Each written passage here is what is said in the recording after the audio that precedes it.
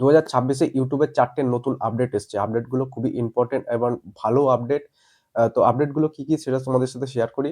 First update হচ্ছে খুব interesting একটা আপডেট। এই আপডেটটা হচ্ছে YouTube একটা নিজে থেকে নতুন একটা অ্যাপ লঞ্চ করছে। XR বলে একটা অ্যাপ লঞ্চ করছে। সেই অ্যাপের মাধ্যমে Apple Vision Pro যেরকমভাবে যে সিনেমাটিক ভিডিওগুলো দেখা হয়, চোখে লেন্স লাগিয়ে যে Apple Vision Pro যে ব্যাপারটা আছে যে আ সিনেমাটিক ভিডিওর মতন দেখায় যে চোখের সামনে চলছে। সেরকম তুমি ভিডিওর এক্সপেরিয়েন্স নিতে পারবে। যেরকম তুমি থিয়েটারে মনে হবে যে বসে তুমি থিয়েটারের মধ্যে দেখছো বা তুমি ওই সিনের মধ্যেই রয়েছো, সেরকম কিন্তু তুমি এক্সপেরিয়েন্স কিন্তু ওই অ্যাপের মাধ্যমে ভিশন প্রোর মধ্যে দিয়ে তুমি দেখতে পারবে। YouTube এ হাই কোয়ালিটি কনটেন্ট ক্রিয়েট করে থাকে, ভিডিও ক্রিয়েট করে থাকে, তাদের জন্য কিন্তু এই একটা জিনিস ভালো সুবিধা হবে। এখান থেকে কিন্তু তাদের একটা খুব সুবিধা হতে চলেছে। ২ নম্বর যে আপডেটটা হচ্ছে সেটা হচ্ছে শর্টস নিয়ে। যারা শর্টস কনটেন্ট ক্রিয়েট করে থাকে তাদের জন্য একটা এআই তে নতুন একটা আপডেট এসছে।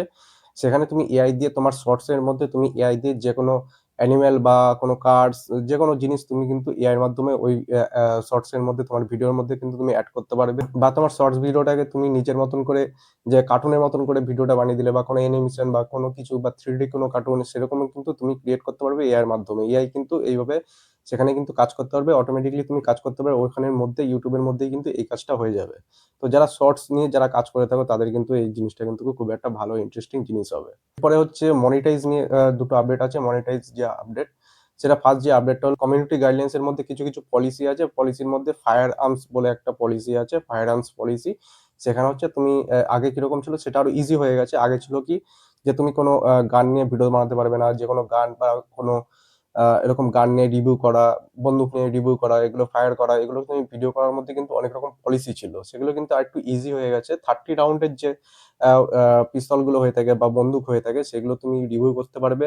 সেখানে কোনো প্রবলেম আসবে না। সেই চ্যানেলগুলো কিন্তু মনিটাইজ হবে। বা টয় যেগুলো হয়ে থাকে বন্দুকের টয়, বন্দুকের খেলনা সেগুলোও কি তুমি রিভিউ করতে পারবে। সেখানেও কোনো প্রবলেম আসবে না। সেখানেও তুমি কিন্তু তোমার চ্যানেলটাকে তুমি অবশ্যই তুমি সেখানে মনিটাইজ করতে পারবে। সেখানেও কিন্তু কোনো প্রবলেম আসবে না। তো লাস্ট যে আপডেটটা হচ্ছে সেটা হচ্ছে তুমি ভিডিওতে আগে কিরকম হতো যে কোনো প্রোডাক্ট নিয়ে তুমি যদি ভিডিও বানাতে সেখানে কিন্তু প্রোডাক্টটাকে তোমার ট্যাগ করতে হতো। এখন কি হবে?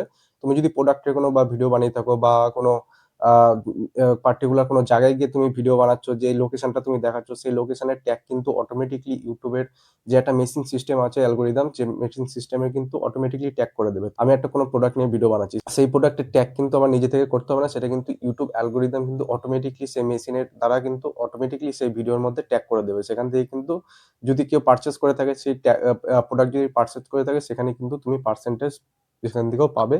সেখানেও কিন্তু তোমার বেনিফিট হয়ে থাকবে। যদি ভিডিওটা ভালো লাগে তো একটা লাইক করে দিও আর কমেন্টে অবশ্যই জানাবে। আর চ্যানেলটাকে একটা সাবস্ক্রাইব করে রাখবে। দেখা হচ্ছে একটা নেক্সট কোনো টপিক নিয়ে।